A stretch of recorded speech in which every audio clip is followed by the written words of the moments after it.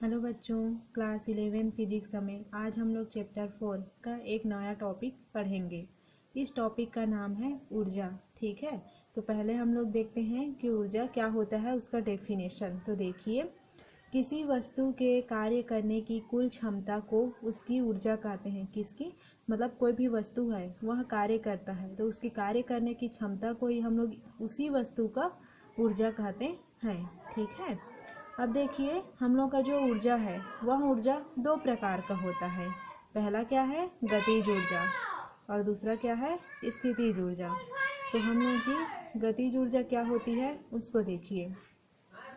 गति के कारण जो ऊर्जा उत्पन्न होती है उसको हम लोग गतिज ऊर्जा कहते हैं, और जो विरामावस्था मतलब स्थिर अवस्था में जो ऊर्जा उत्पन्न होती है उसको हम लोग स्थितिज ऊर्जा कहते हैं। मतलब किसी भी वस्तु के गत्यावस्था से प्राप्त ऊर्जा को हम लोग गतिज ऊर्जा कहते हैं, तथा किसी भी वस्तु की विरामावस्था से प्राप्त ऊर्जा को हम लोग स्थितिज ऊर्जा कहते हैं। ठीक है, तो इसमें हम लोग गतिज ऊर्जा है उसके लिए व्यंजक को हम लोग देखेंगे। जो गतिज ऊर्जा के लिए व्यंजक है, ये व्यंजक बहुत ही इम्पोर्टेंट होता है। इस व्यंजक को दो रूपों में ज्ञात कर सकते हैं मतलब दो विधि द्वारा, पहली विधि और दूसरी विधि। ठीक है, तो पहली विधि क्या होती है उसको हम लोग देखते हैं। इसमें दो विधि के दो कंडीशन है, उसको पहले हम लोग देखते हैं। ये देखिए, गतिज ऊर्जा के लिए व्यंजक, तो इसके दो कंडीशन क्या है। इसमें दो विधि है, पहले विधि इस बेस पे है और दूसरे विधि इस बेस पे है। तो पहले विधि क्या है, वस्तु द्वारा बाह्य बल के विरुद्ध वर्तमान गत्यावस्था से विरामावस्था में आने तक किए गए कार्य की गणना से। मतलब बाह्य बल के हम लोग विरुद्ध कार्य करेंगे। ठीक है, तो इसमें माइनस चिन्ह का यूज करेंगे। वस्तु द्वारा बाह्य बल के विरुद्ध वर्तमान गत्यावस्था से विरामावस्था में आने तक किए गए कार्य की गणना के लिए। ठीक है, और दूसरा क्या है, वस्तु को विरामावस्था से वर्तमान अवस्था तक लाने में किए गए कार्य की गणना। ठीक है, इसमें क्या है हम लोग का कि बाह्य बल के विरुद्ध वर्तमान गत्यावस्था से विरामावस्था, पहला में गति से विराम में जाएंगे और दूसरा में विराम से गत्यावस्था में जाएंगे। तो इन दोनों के लिए व्यंजक देखिए।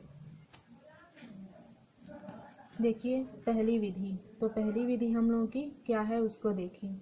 गति के द्वितीय नियम से, गति के द्वितीय नियम, जो ये गति के द्वितीय नियम नहीं है, ये न्यूटन का है, न्यूटन का द्वितीय नियम है। ठीक है, यहाँ पे न्यूटन रहेगा। न्यूटन के द्वितीय नियम से, न्यूटन का द्वितीय नियम क्या होता है हम लोग का, F equal to m a करके होता है। मतलब बल बराबर द्रव्यमान गुणित त्वरण होता है।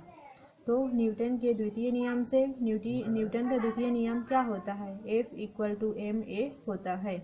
अभी मैं बस जस्ट बताई कि बल के विरुद्ध कार्य करेंगे, तो बल के विरुद्ध है इसलिए यहाँ पे मैं माइनस चिन्ह का यूज की हूँ। मतलब विरामावस्था से गत्यावस्था निकालेंगे और दूसरा को गत्यावस्था से विरामावस्था निकालेंगे। तो इसमें देखिए, बल के विरुद्ध कार्य करना पड़ रहा है इसलिए इसमें हम लोग माइनस चिन्ह का यूज किए हैं। अब देखिए, यहाँ पे a करके मैं निकाली तो F अपॉन m आएगा, क्योंकि m a के साथ गुणा में है इसलिए इधर जाएगा तो भाग में बन जाएगा। तो a इक्वल टू हो जाएगा F अपॉन m करके। ठीक है, माइनस चिन्ह करके। ये मेरा हो गया इक्वेशन नंबर फर्स्ट। अब देखिए, गति के समीकरण से, गति का समीकरण तीसरा समीकरण है। ये क्या होता है हम लोगों का, v का स्क्वायर, इस वाला जो गतिज ऊर्जा निकालेंगे ना, इसमें हम लोगों को न्यूटन के तीनों नियम और गति के तीनों समीकरण याद रहना चाहिए, फिर ये क्वेश्चन बहुत ही सरल है। गति के समीकरण हम लोग का क्या होता है, v का स्क्वायर इक्वल टू u का स्क्वायर प्लस 2as। ठीक है, अब देखिए, v का स्क्वायर, u का स्क्वायर प्लस 2 और s का s रखिए, लेकिन a का वैल्यू तो हम लोग निकाल के रखे हैं। a इक्वल टू क्या है, माइनस f अपॉन m। तो यहाँ पे a के जगह में हो गया माइनस f अपॉन m। ठीक है, ये मेरा कहाँ से आ गया, इक्वेशन नंबर फर्स्ट से, समीकरण पहला से। इसको मैं ज्यों का त्यों रखी हूँ, v का स्क्वायर इक्वल टू u का स्क्वायर प्लस 2 और s का s, a के जगह में बस रखी हूँ माइनस f अपॉन m। ठीक है, अब देखिए हम लोग का v का स्क्वायर इक्वल टू u का square plus 2 minus f upon m और s हो गया। अब इसके बाद भी का स्क्वायर का भी का स्क्वायर यू का स्क्वायर, ये प्लस और माइनस का गुणा क्या हो जाएगा, यहाँ पे माइनस हो जाएगा। प्लस माइनस का गुणा माइनस 2f, और ये एस भी मल्टीप्लाई में ऊपर ऊपर का 2f(s) हो गया, फिर बटा फिर m। अब देखिए प्रारंभिक वेग v से वस्तु s दूरी तय कर रुक जाती है। जो हम लोग की प्रारंभिक वेग v है वो s दूरी तय करती है, फिर क्या होती है, रुक जाती है। प्रारंभिक वेग v से वस्तु s दूरी तय करने के बाद जो प्रारंभिक वेग है वहाँ रुक जाती है, तो रुकेगी तो वेग का वैल्यू क्या हो जाएगा, 0। और जो मेरा प्रारंभिक वेग, जो पहली वेग है वो दोनों वेग आपस में बराबर हो जाएंगे। प्रारंभिक वेग और अंतिम वेग आपस में बराबर हो जाएंगे। तो देखिए v का मान यहाँ पे 0 हो गया, यहाँ पे u इक्वल टू v हो गया। तो यहाँ पे इसको जब मैं रखूँगी तो v बराबर क्या है मेरा 0, तो यहाँ पे इसका क्या हो जाएगा 0। देखिए फिर इक्वल, और यहाँ पे देखिए जो प्रारंभिक वेग अंतिम वेग के बराबर हो गया, तो यहाँ पे u की जगह में मैं क्या रखूँगी, v, तो v रखी यहाँ पे, फिर माइनस का माइनस 2f(s) अपॉन m का m। अब देखिए जो 2f(s) अपॉन m है इसको मैं इधर पक्षांतर करूँगी, तो इधर ले आई, इसका ज्यों का त्यों। अब यहाँ पे fs का fs रखी, m को v की स्क्वायर के साथ मल्टीप्लाई की और 2 को उसके बटे में रख दी। ठीक है, पक्षांतर की तो, क्योंकि ये भाग में है तो गुणा बनेगा, ये गुणा में है तो भाग बनेगा।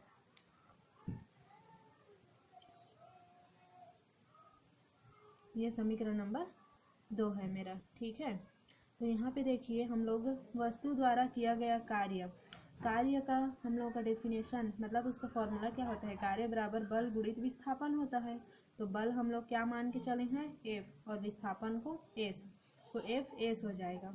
अब देखिए समीकरण दूसरा और तीसरा क्या हो जाएगा, समीकरण 2 का मेरा लेफ्ट साइड और समीकरण 3 का मेरा राइट साइड। समीकरण 2 का लेफ्ट साइड और समीकरण 3 का राइट साइड एक दूसरे के इक्वल हैं, तो ये दोनों भी एक दूसरे के इक्वल हो जाएंगे। तो समीकरण 2 व 3 से, तो W इक्वल टू मेरा हो जाएगा mv का square upon 2, W equal to 1/2 mv का स्क्वायर। अब हम लोग जानते हैं कि जो हम लोग की कार्य होती है वह जो भी हम लोग की गतिज ऊर्जा या स्थितिज ऊर्जा उसके इक्वल होती है। तो W इक्वल टू क्या हो गया, k करके, तो W की जगह में हम लोग रख दिए k, फिर इक्वल 1/2 mv का स्क्वायर। ये हम लोग की गतिज ऊर्जा के लिए व्यंजक ज्ञात करने की पहली विधि का सॉल्यूशन है। ठीक है, जब हम लोग विरामावस्था से गत्यावस्था में गए। अब हम लोग निकालेंगे गत्यावस्था से विरामावस्था के लिए। ठीक है, द्वितीय विधि, दूसरा विधि देखिए सेम वैसे ही रहेगा, इसमें ज़्यादा कठिनाई नहीं है, बस थोड़ा सा चेंजेस है, उसको देखिए। गति के यहाँ पे गति लिखी हूँ फिर से, ये गति नहीं है, ये न्यूटन है। न्यूटन के द्वितीय नियम से, न्यूटन का द्वितीय नियम क्या है मेरा, F equal to m a, जहाँ पे F मेरा बल है, m द्रव्यमान है और a त्वरण है। अब देखिए a, तो यहाँ पे F अपॉन m हो जाएगा, तो F अपॉन m करके हो गया। माना u बराबर 0, तब गति के समीकरण से हम लोग एक कंडीशन रखते हैं कि हम लोग का जो वेग u है उसका मान 0 हो जाएगा, तब गति के समीकरण से। गति का समीकरण क्या है, v का स्क्वायर इक्वल टू u का स्क्वायर प्लस 2as, तो यहाँ पे v का स्क्वायर का v का स्क्वायर, u बराबर मेरा क्या है 0, तो यहाँ पे u का वैल्यू में 0 रख दी, फिर प्लस 2as, ये हो गया, फिर v का स्क्वायर, फिर इक्वल 2as करके बचा। अब यहाँ पे v का स्क्वायर 2 और a का वैल्यू यहाँ से देखिए, a बराबर f अपॉन m है, तो यहाँ पे मैं रख दी f अपॉन m, 2 का 2, a के जगह में मेरा f अपॉन m और s का s। ठीक है, तो v का स्क्वायर इक्वल टू 2fs, ये हो गया मेरा 2fs अपॉन m, v का square equal to 2fs upon m करके हो गया। अब देखिए क्या बोलते हैं इसको, m को इधर पक्षांतर की तो m भाग में है, तो इधर जाके गुणा बन गया, तो m भी स्क्वायर हो गया। 2 f के साथ गुणा में है, तो इधर आया तो भाग बन गया, m भी का स्क्वायर बटा 2, इधर मेरा बचा सिर्फ fs। इसको मैं एक इक्वेशन मान ली, समीकरण नंबर 4।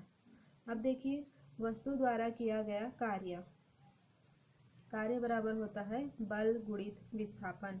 ठीक है, वस्तु द्वारा किया गया कार्य तो बल गुणित विस्थापन होता है, तो F इंटू एस, क्योंकि बल को F से और विस्थापन को S से हम लोग रिप्रेजेंट करते हैं।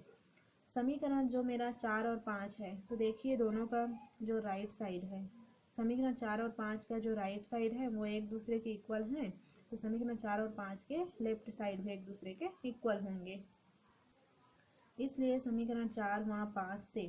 ठीक है, W इक्वल टू मेरा क्या हो जाएगा, mv का स्क्वायर अपॉन 2 करके। अब हम लोग जानते हैं कि हम लोग जो कार्य है वो कैनेटिक एनर्जी के इक्वल होता है, इसलिए यहाँ W के स्थान पे मैं k रख दी और 1/2 mv का स्क्वायर ये मेरा हो गया। यह भी गतिज ऊर्जा के लिए व्यंजक है। इसमें दो विधि द्वारा जो हम लोग गत्यावस्था से विरामावस्था और विरामावस्था से गत्यावस्था के लिए दो विधि द्वारा गतिज ऊर्जा ज्ञात किए, उसी को यहाँ पे लिखिए। आई होप आप लोगों को ये वाला क्वेश्चन समझ आया होगा। तो आज की वीडियो में बस इतना ही रखते हैं। Thank you.